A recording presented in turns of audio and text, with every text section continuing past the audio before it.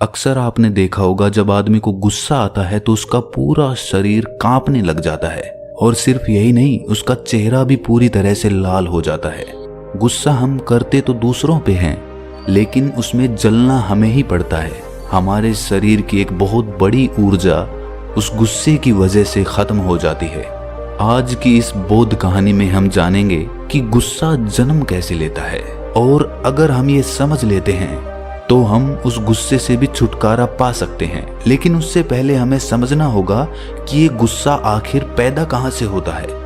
इससे पहले कि आप इस कहानी में खो जाएं, इस चैनल को सब्सक्राइब जरूर कर लें। तो चलिए कहानी शुरू करते हैं। बात उस वक्त की है जब आत्मज्ञान प्राप्त करने के बाद महात्मा बुद्ध अपने ज्ञान का प्रचार प्रसार पूरी दुनिया में फैला रहे थे।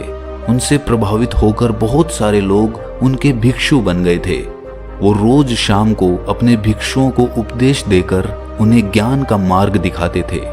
ऐसे ही एक दिन वो जब उपदेश दे रहे थे तो एक 20 वर्षीय नौजवान युवक उनके पास आकर कहता है कि हे बुद्ध, मैं भी आपका भिक्षु बनना चाहता हूँ, मुझे भी अपने संघ में शामिल कर लें। बुद्ध का संघ हर किसी के लिए खुला रहता था, इसीलिए उन्होंने कोई आपत्ति नहीं जताई और उन्होंने उसे संघ में बैठकर उपदेश सुनने के लिए कहा। ऐसे ही उपदेश सुनते सुनते उस नौजवान युवक को 3 दिन बीत चुके थे। वो रोज उपदेश सुनने आता और जो भी सवाल उसके मन में उठता वो महात्मा बुद्ध से उसका निवारण करवा लेता। फिर एक दिन ये बात उस नौजवान युवक के पिता को पता चल गई कि उसका बेटा बौद्ध भिक्षु बन चुका है। अब कोई पिता नहीं चाहता कि उसका बेटा एक भिक्षु बन जाए, और वो भी इतनी कम उम्र में। हर पिता चाहता है कि उसका बेटा कोई अच्छा काम करे और उसका नाम रोशन करे। जब उसके पिता को ये बात पता चली तो उसके मन को बहुत आघात पहुंचा। उसे पीड़ा के साथ साथ महात्मा बुद्ध पर बहुत गुस्सा आया।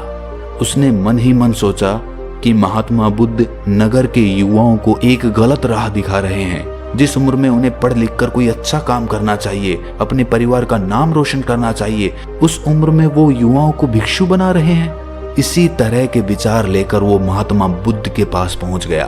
उस वक्त महात्मा बुद्ध अपने भिक्षुओं को उपदेश दे रहे थे कि तभी उस नौजवान के पिता उस सभा में पहुंच जाते हैं। वो पहले से ही गुस्से में थे और महात्मा बुद्ध को देखकर वो और ज्यादा गुस्से में आ जाते हैं। वो उपदेश खत्म होने का भी इंतजार नहीं करता और वहीं पर सभी भिक्षुओं के सामने महात्मा बुद्ध को बहुत भला बुरा कहने लगता है। वो कहता है कि तुम्हारे जैसे लोगों की वजह से ही हमारा देश आगे नहीं बढ़ पा रहा है।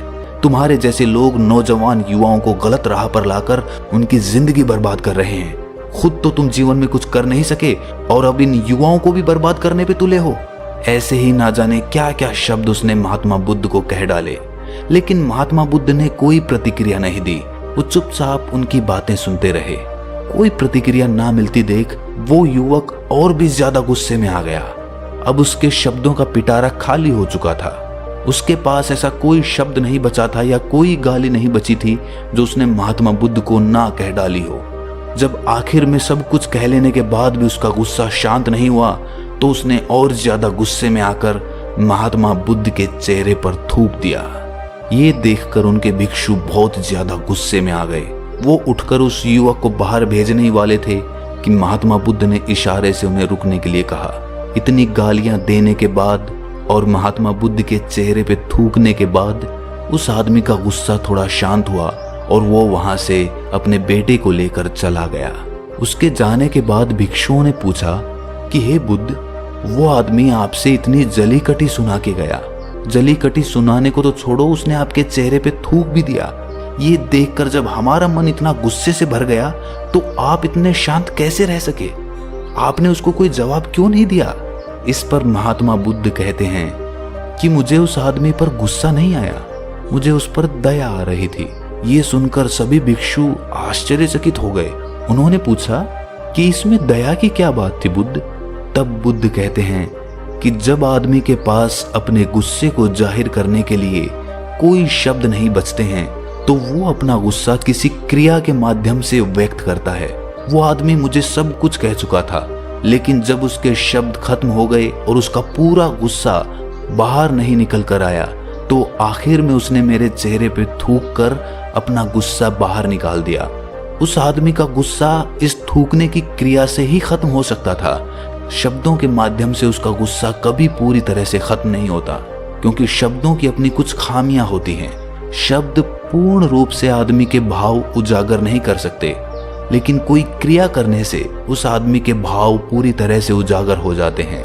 और वही उस आदमी ने किया। उसने थूकने की क्रिया करके अपना गुस्से का भाव पूरी तरह से उजागर कर दिया, और इसके बाद उसका मन भी शांत हो गया। तभी एक भिक्षु ने पूछा, लेकिन हे बुद्ध, इसमें आपको उस आदमी पे दया कैसे आई?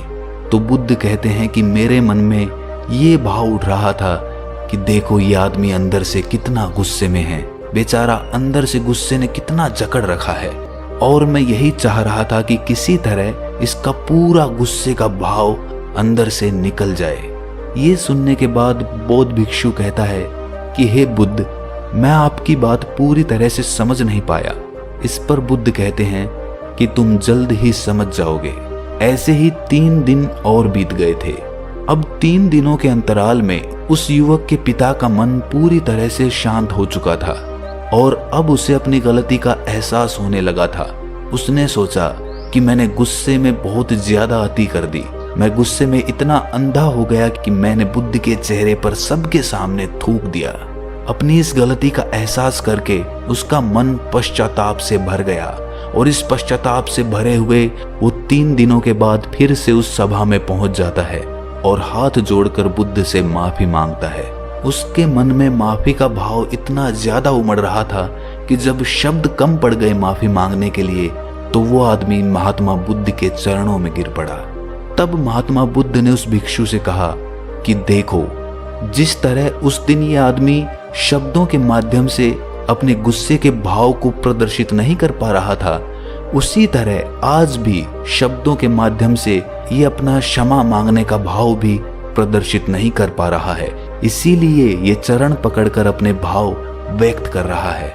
ये दृश्य देखकर वो भिक्षु समझ गया कि कोई भी भाव जब अपनी अति में होता है तो वो शब्दों से व्यक्त नहीं किया जा सकता, वो क्रिया के माध्यम से ही व्यक्त होता है।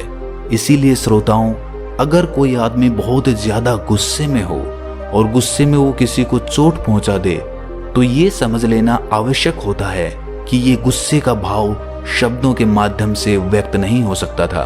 बहुत बार ऐसा होता है कि हमारी माँ या हमारे पिता हमें गुस्से में थप्पड़ तक मार देते हैं, और हम ये सोचकर दुखी हो जाते हैं कि हमारे पिता ने हमें थप्पड़ मार दिया। लेकिन सोचने की बात यह है कि उनका जो भाव था वो और किसी तरह से व्यक्त ही नहीं हो सकता था। अगर एक भी श्रोता हमारी इस कहानी के मर्म को समझ लेता है, तो ये कहानी सुनाने का हमारा मकसद पूरा हो जाएगा। अगर ये कहानी अच्छी लगी तो इस चैनल को सब्सक्राइब जरूर कर लें। तो मिलते हैं अगली किसी कहानी में, तब तक के लिए अपना ख्याल रखें।